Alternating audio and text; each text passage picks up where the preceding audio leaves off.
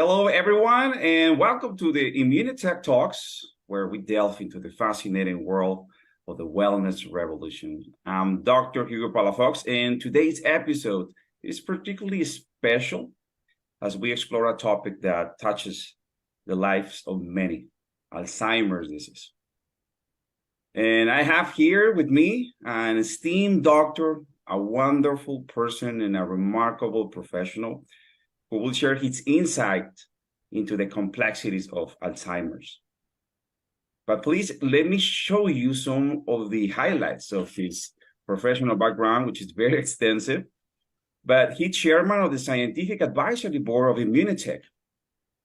He's the world's leading authority on glutathione, board certified ER physician from the University of Calgary, director of the undergraduate program and director of emergency medicine resident training at McGill University in Montreal. He also has been organizing of various international medical conferences, as well as speaker, and has contributed to the training of thousands of doctors and students. So his legacy is incredible. He has been a member of the board of directors of numerous academic and medical institutions dealing with politics and education. He's frequently heard on radio and television and social media around the world talking about the role of glutathione in health indices. So please join me in welcoming Dr. Jimmy Gutman. Hello, Doctor. Dr. Palafox, thank you for that wonderful introduction, and it's wonderful to share this program with you. Absolutely great.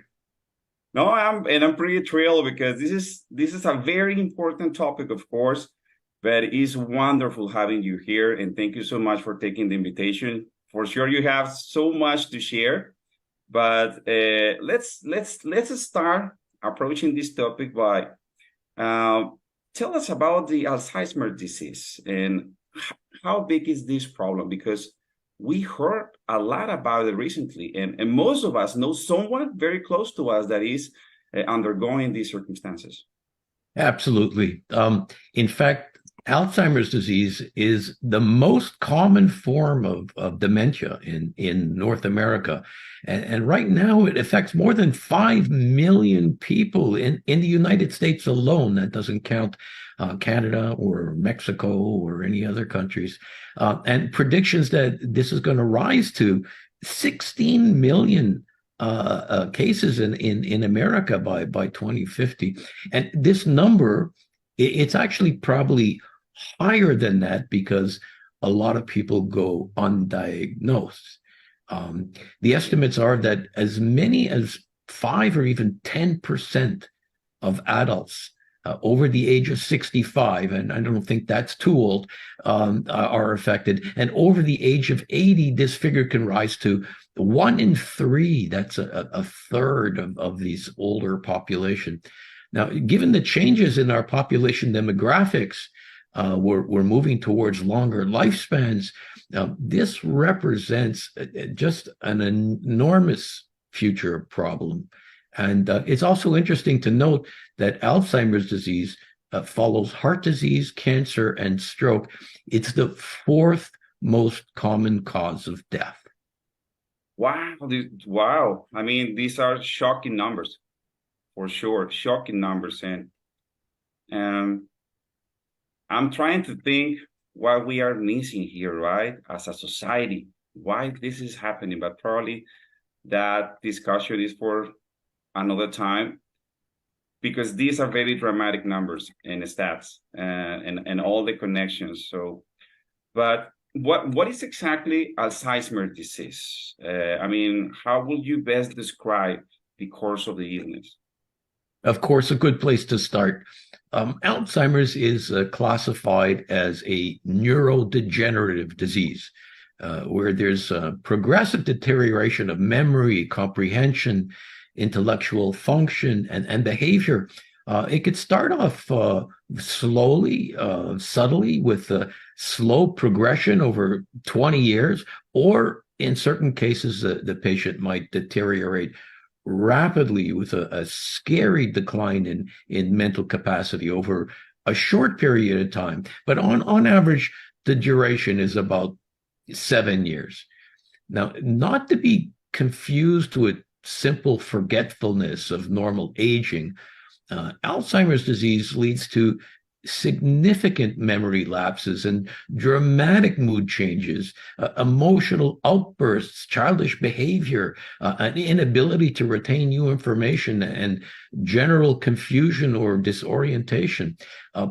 Their health and general abilities decline over time until the patient can't take care of themselves and eventually dies. So it's progressive, and it will depend. In some people, it's pretty fast. Uh, Everything what is happening, and in some others will be like slightly progressing. Because yes, from my own experience, I have seen both cases in where the brain goes down pretty fast, and some other time is like very progressive, but eventually we have fatal situation at the end. So, but what is happening in the brain, Dr. Gutman? What is happening there? Because that's where the situation is. So what is happening with those cells? Well, when you look closely at Alzheimer's disease, you'll see a degeneration of brain nerve cells and an actual shrinking of the brain mass. Although the exact cause is not yet known, certain changes in the brain have been well identified. Patients have decreased levels of certain neurotransmitters. These relay messages from neuron to neuron. And two other striking microscopic features are what we call neurofibrillary tangles and neural plaque formation.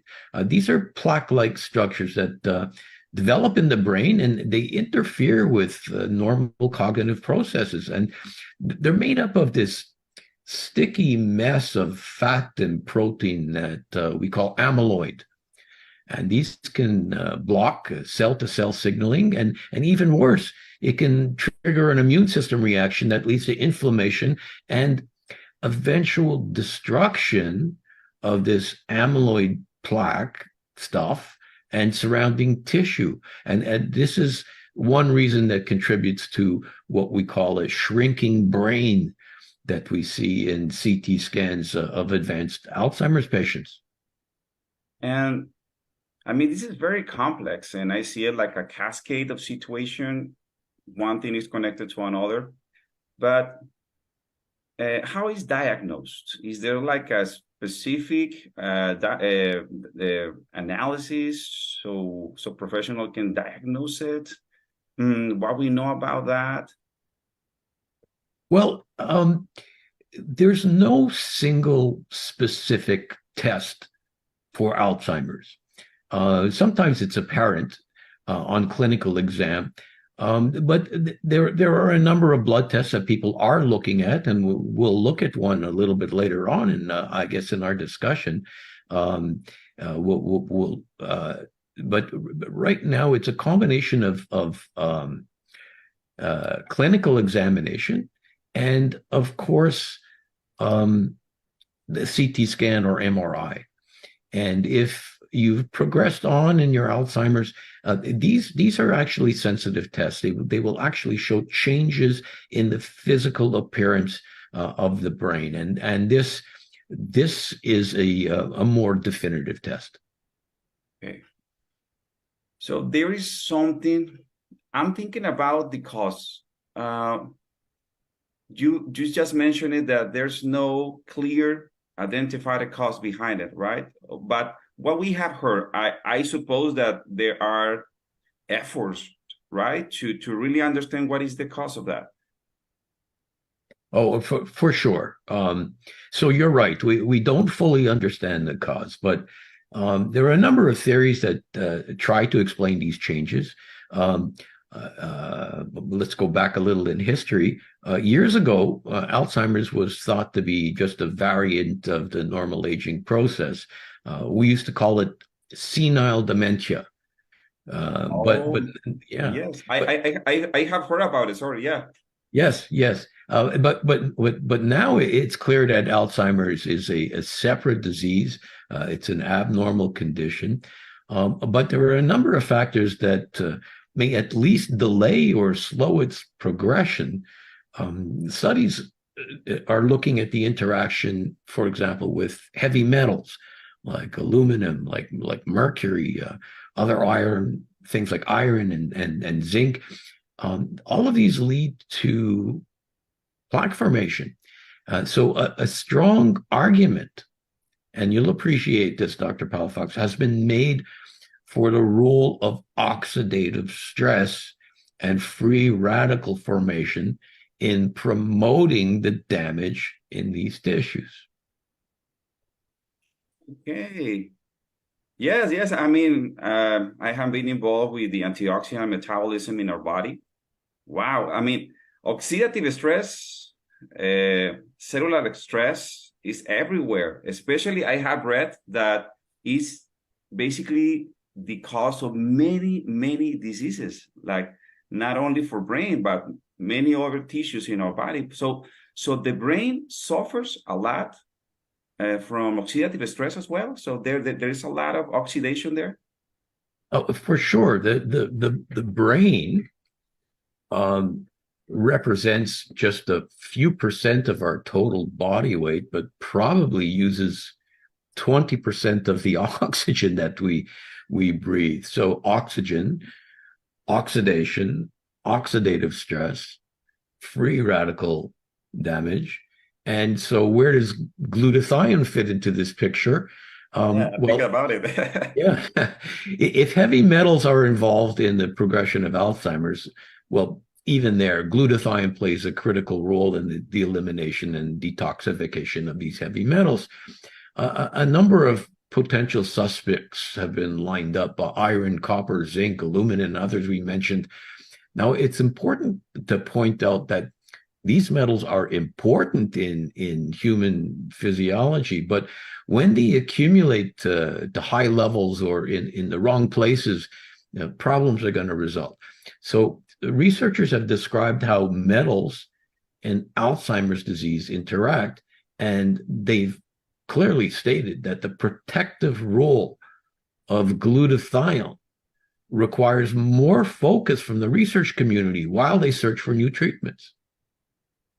And also I'm thinking about the antioxidant defense mechanisms. Okay, we have metals around, we have different challenges around, but that's why we have our antioxidant defense mechanism. Yeah, of course, along with our immune system, but I'm thinking about that probably in those people, there are some kind of deficiencies in the antioxidant defense system, or the function of that mechanisms is under struggle somehow. Well, and probably glutathione is not present in the levels or concentration as we would like, right? Or according to the needs. For sure, absolutely. And as researchers find out more and more how free radicals contribute to brain cell destruction, the role of glutathione as the primary antioxidant will continue to come to the front of the class. So scientists have examined Alzheimer's brains on autopsy. A large number of post-mortem studies, that's after death, have compared normal with Alzheimer's brain tissue. And they're showing significant drops in glutathione and glutathione peroxidase. As they're also seeing elevated levels of a powerful oxidant called lipid peroxide, which against glutathione is the primary defense. The sites of this damage likely occurs at the mitochondrial level, where energy is produced. And research teams have found that glutathione levels are diminished in the area of the brain involved in short-term memory, what we call the hippocampus. And others have found similar decreases in the area of the brain involved in higher intellectual functioning, which we call the cerebral cortex. So you're correct. glutathione levels are severely diminished in these Alzheimer's brains. Also, I imagine that probably by measuring glutathione can give us a clue of the severity of the disease, right? Somehow. Oh, absolutely. Measuring glutathione can be used as a marker of the possible onset or progression of the disease. The problem, Dr. Palafox, as you know, is that measuring glutathione levels is not an easy thing. It's No, no. also expensive. But when our ability in the next few years to measure glutathione accurately and cheaply comes around, you're going to see this happening as a routine. So I see it taking care of your glutathione in both ways, as preventive and as a reactive action, because as you mentioned, our brain has a lot of work to do, a lot of pressure, a lot of oxidative stress to deal with. So we need to provide resources. We need to provide the resources for your for your defenses. In this case, having the optimum glutathione levels in your brain cells. So we have technology around that really promotes glutathione biosynthesis, right? Well, of course. And I guess that's a great segue into a discussion on Immunical. Yes. And thank you for that. Immunical, for people who don't know what it is, it's a whey protein isolate specifically developed to raise glutathione. We know that eating glutathione itself is not an efficient way to raise body stores of glutathione. To raise glutathione levels in your body, you need to ingest what we call the precursors or specific building blocks so that your cells manufacture glutathione themselves. I've seen you talk about this, Dr. Palafox, and there's an excellent video circulating now where you mention this. Immunical provides the specific nutrition for your cells to make glutathione, as proven by multiple studies. Immunitech, the makers of Immunical, they've invested serious time and funds into researching its effect on general health, but more recently on brain health, especially in neurodegenerative diseases. So I welcome everybody to visit the Immunitech website to find out more and to access these studies and read them themselves. And also something that I really, really like about Immunical, besides all the wonderful explanation you just gave us, is that Immunical is protein. I mean, I love protein, by the way.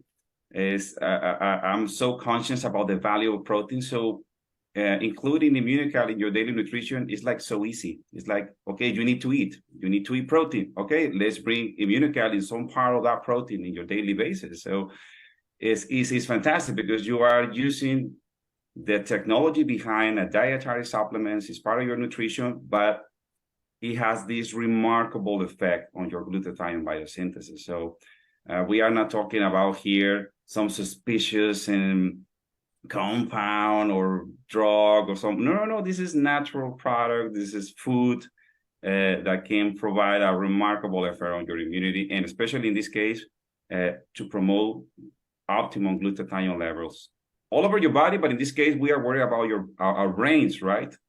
Yes, and to further your points, for the scientists, for the researchers, for the medical or health professionals, what really counts, the bottom line before you can suggest to a patient to take something is whether there exists human clinical trials. And this is where this natural product shines above the vast majority of natural products out there. We have actually taken it to multiple international research stations and universities, tested it on human beings, and published articles on the results, raising glutathione and improving clinical results in human beings in some of the best journals in the world. And this to me is the most convincing aspect of this strategy. Yeah, I totally agree with that. And in this case, we are citizens, but we are consumers as well. But in this case, we are also, well, the people of science that we really appreciate when you have a solid product with solid evidence. So you can put your hope, your time, your money on that. So thank you so much, Dr. Jimmy. I have some notes here that I would like to share with the audience, so we are clear with this all situation with Alzheimer, glutathione, and our brain health. It's a way to summarize, because this is a very extensive topic, right? And thank you so much for all these very strong data. Now I can see that Alzheimer's disease is a form of neurodegenerative disease, right? In which the brain actually breaks down and shrinks in size. That's shocking. I mean, we don't want that at all. Although the exact cause has not been identified, but there are really good clues behind. And now we know that glutathione is part of the more effective strategies as a preventive, and also as taking action right now. Because glutathione, as we know, is a naturally occurring substance in our bodies, in our brain cells. And in this case, I'm fascinated about all the work behind our brain cells. It needs to be detoxifying constantly from all these oxygens, dealing with oxidative stress, and things are getting worse as we age, right? So we need to take action before that happens. So, the studies that glutathione levels are significantly decreased in Alzheimer's brains. That's a super solid data. So there is a correlation between the severity and the presence of the disease with the glutathione level. So that's a crucial data.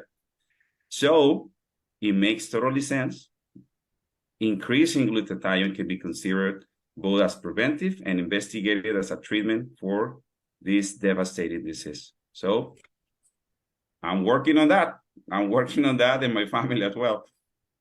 Excellent summary, Dr. Palafox. Really very clear. I think that the listeners really appreciate that. And I appreciate working with you. Your comments are fantastic. This was a lot of fun. So I thank you, and I thank Immunitech for inviting me to this call. Likewise, Dr. Jimmy. So I hope to find you in another episode. And please, to the audience, thank you so much for being here with us, and stay tuned for our next capsule and our next Immunitech talk. Take care. See you soon, doctor.